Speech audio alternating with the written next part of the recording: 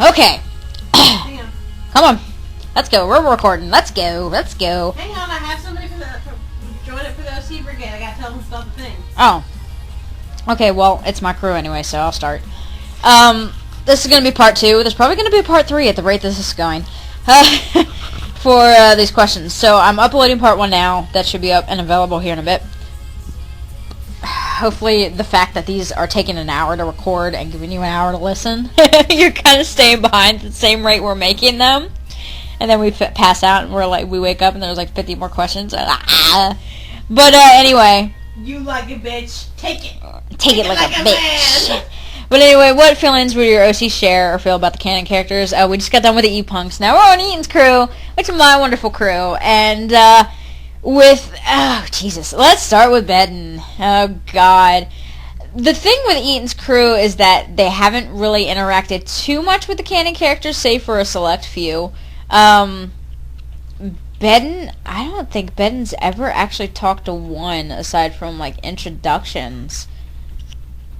It was Wagner that I'm thinking of. Yeah, okay, yeah, the wrong one. But, I mean, in general, Hannah's the one that remembers the entire roleplay. How she remembers all the shit, I don't know. I barely remember any of it. I barely remember where the hell we left off aside from that particular point. Exactly where we left off, actually. But Bedden, let's see. Has Bedden really interacted with any of the characters? The canon cast? 5? Oh my God. Okay, there is one point where 5 grows a set of balls, okay? And it's out of shock and awe, I think. But there's a point where 5 just pretty much bashes Bedden in the face with a fist. And in the course, he breaks his own hand. But because 5 has to break himself. I know. But I mean, it wasn't even that he was mad. It really wasn't, and he didn't really mean to hit him this hard. It just came out of nowhere. It was defensive. It was very defensive, very just kind of out there, and it was just like, oh my God. And so, really, are we running out of space? What? I think we are, because I'm starting to get that thing again. I might have to take down the 3x3. Maybe we can post it on YouTube or something. Or something. No. I can delete this out. This is fine. Because really some of this stuff I can get out of here. But, I'm sorry, I have to do this. This is killing me. I don't know what half this stuff is, but anyway. I think you're... take things out. Yeah, because these are taking up a good bit. Anyway, I can get rid of that too. Find another place to upload them to at some point. No, we're good. Anyway, but yeah, 5 just freaking bashes Bedden in the face, and Bedden takes it in stride. But Bedden's also terrified of him. Oh yeah. Bedden has this thing 5 guys. against. It's not a grudge or anything. He's just kind of like, I'm gonna stay away from this guy. He punched me in the face, but it's kind of a terrified relationship. 6, he really hasn't had any issues with. 7, he's never really interacted with the twins. Never really interacted with twins. 7, he's never really interacted with. Except for when they grabbed his legs. 5 helped 8, fix him once actually in the beginning too, and so did 2. Yeah, and 8, not really too much. 9, no, not really too much at all. Yeah. Any of them. Bedden's time has been monopolized by Christian. Yeah, Christian kind of dominates Bedden, so Jarek tries to stay away from people as much as possible to begin with. He didn't. I distinctly remember him having. Him and 1 got into a little mini argument. Yeah, they got into an argument, him and 1. But I mean, in general, Jarek tends to shy away just from everybody. 2, 3, and 4 he's never really bothered with. 3 and 4 were really irritating to him because because they wanted 3 and 4 always wanted to kind of go around and know about him. And 7, you know how 3 and 4 are when they first meet someone new. They have to do that whole little getting to know you, run around and flash. Yeah, and at the 7 actually kind of had to hold him back. Yeah, because she literally had to hold him. She had to hold him back because at that point in time, Jarek was very unstable. He was running away all the time from them, and he didn't want him to run off again. Yeah, because everybody was trying so hard to keep him on the table. And so... They wanted to know where the hell he came from, because since they all came from the same area. After, like, when he fell asleep at one point with Brad while they were watching a movie, that was when the twins kind of got... A chance to actually get close enough to them. But, to him. But it wasn't like... It took a long while before they could ever approach him. And catalog. The way they wanted to. 6, not really any interaction. 7, not really any interaction. Actually, 8, I think I remember something with that, but I don't remember them ever interacting. Yeah, and 9, same way. So, I mean, Jarek, he used really the epiphany of a lonely kind of character. Crawford! Crawford in 1. I'm trying to remember any instances with these two. I don't think there was really anything. I think he makes fun of him behind his back. Oh yeah. Crawford's that kid that, is going to talk behind your back. But then the moment you call him on, he's going to kind of run away. Oh, yeah, his big brother. Bolts. Yeah, hide behind his big brother or bolt behind Lewis. 2, not really any interaction. 3 and 4, kind of a Jarek approach. Technically, 2 and him could have some interaction. We just haven't done anything with it. Yeah. The thing that he teaches Poe, Crawford does too. This is true. This is very true. But 3 and 4, I think when they were cataloging him, he was just kind of like, what are you doing? What are you doing? I think he put his hands up in the air. Yeah, it's just like, okay, I'm under arrest, whatever. What are you doing? And let's see, Crawford and 5, they get along, but he's terrified of Dickens because Dickens is a medic. Oh my God, yeah. And Five's technically a medic too, but Crawford hasn't had the opportunity to see 5 working as a medic. Or 5 holding a needle. So he doesn't associate needles with... He associates needles with Dickens. Because Dickens has always been the person that's fixed Crawford. And Crawford really hates needles. So this is like, no. It's another one of those things where You're 5... that scary chick. Yeah, and it's kind of another one of those things where 5 is like, just kind of, okay... Crawford's kind of taking care of Lewis at this point in time. So it's like, okay, I feel comfortable with that. It's one of those comfortable situations.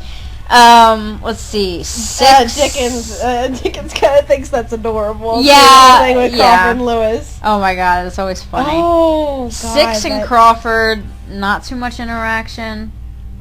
7 and Crawford tries to stay away from girls as much as possible. Crawford is okay. Let me stress this. Crawford is gay with a capital G. And it's not flamboyant. No. And it's because, I mean, the way with the crew is set up, you got 5 guys and 1 girl. And the profession and the way that they were raised and grew up, it's very, very kind of male-dominated. Yeah. So, it's gotten to that point where if they are not acting like Dabney, he really doesn't want to be anywhere near them. If they're not Dabney, he doesn't want to be anywhere near them if it's in terms of girls. He doesn't even he feels uncomfortable with Twain even. And Twain is very laid back. Really the only one he's gotten comfortable with is Carol. Yeah. Because of how similar she is to Lewis. Now, granted, Carol kind of freaks him out a little bit sometimes. But, he's comfortable with Carol. But, in terms of, with 7, not so much. Hey, Rattles. I have a big sister. Yes, that was adorable. Crawford and 8. Not so much. He's amused when Lewis and Ace. We really should have more of that. Yeah, because more dots. Warcraft reference. Shut up. But Crawford and 8, I know he's amused because at one point Lewis and 8 kind of spar again. Yeah, and so he's amused by that. I'm trying to think. Crawford and 9, not too much interaction. Again, it's one of those things where you jump on the bandwagon when people start making fun of 9. Even the new guys will make fun of 9. Oh, yeah. And know nothing about him. Yeah, so. But it's because it's a running gag, kind of like when people hear it, they're like, oh, well, apparently he's derps, because apparently he's dumb. Vic has the most interaction with the canon characters out of the entire cast. Vic and 1 don't. They don't have too much interaction. He laughs about him a lot. Yeah. Most people see 1 as kind of like a derp. I mean, Vic is actually very uncomfortable around. He's not uncomfortable, but he's a little wary of 1, Tolstoy, and 6 in particular because of the events that those particular 3 go through. And so there are some things about these guys that Vic picks up on that nobody else can. Yeah, because Vic, if you notice, Vic has a visor, and it's not because he's suave and cool like that, which he is. But but he what he has is he can only see in heat. He's pretty much a heat seeker. So the aura, really, the aura that 1, Tolstoy, and 6 kind of carry around with them, it makes him really wary because of what he can see that nobody else can see. And it kind of sets him off. And a lot of things set Vic off. But Sam's hands in pockets and walks away. You can tell he's very uncomfortable when he puts his hands in his pockets because his front is kind of set up like a hoodie. Anybody who's seen the references. And so when he gets nervous or he's unsure, his hands go in his pockets and he just kind of all the derp noises I'm making over here is because I'm totally a big fangirl. She's a big fangirl. I'm a Louis fangirl. She's the big fangirl. Vic is just he like I said in my reference. He melts your butter. But anyway, with the canon characters, he's kind of more involved than the rest of them. 2 never really had any interaction with him. 3 and 4, he's kind of uncomfortable with him. I know they were fascinated. They were so fascinated with him with his visor because he's the first one that they see that actually has a we do skip over some of the guys. We skipped over for the sake of Rattles keeping her sanity. We did skip over some of these scenes where they're cataloged. Now those will probably be in the comic. Definitely because the fact that they add to the relationship. In the role play, she would have had to have done one for each character. And it would have been kind of a pain in the ass. Kind of like when we did the bringing back sequence. Okay, Hannah, cue the lights and sound. Now we did this whole paragraph for the sound effects. Yeah, but anyway. I shit you not, I did a paragraph for sound effects for this role play. Yeah, it was kind of amazing. It was. But in general, 3 and 4, Vic's obviously kind of wary, but he just kind of lets them. They get in his personal space because Vic's kind of Vic one has of those a people. personal space. Vic has a bubble. Vic has a bubble, but in general, Wayne gets in the bubble. You're terrible. You're terrible. Get out of here. Go back over to your desk. Go reply to South Shepherd or something. But he just kind of lets them do their thing and is like, okay, you know what? The sooner they get this over with, the sooner I'll be fine.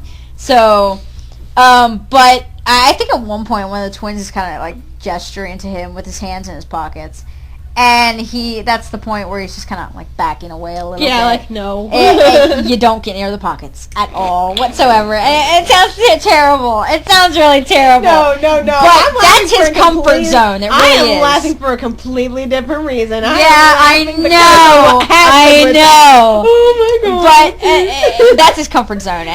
That's pretty much his kind of security blanket. He gets in the pockets. He freaks the hell out. It's God, so funny. he does. It is so funny. Oh my god. Vic and 5, not too much interaction. They interacted some. Yeah, a little bit. Because of with Dickens. Yeah, but I mean... Which actually wasn't even in there until Good Company. Yeah.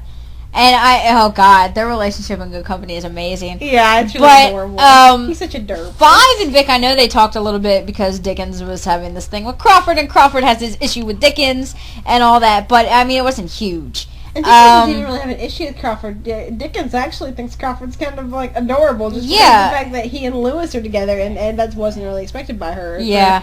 Lewis never kind of settled down, I guess. Yeah. Chill the hell out. Vic and 6, same kind of thing with the being creeped out by creeped out a little bit.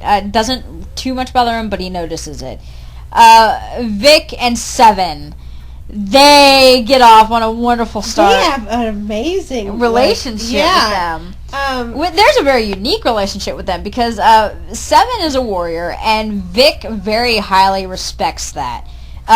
Vic considers her a veteran. I shit you not. Yeah, he really does, because just because of their background, I can always kind of give away the fact that they deal with planes and they're on an Air Force base. But in particular, because of how they're set up like that, any sort of warrior type is kind of thought by this crew auto respect. Yeah, as a veteran.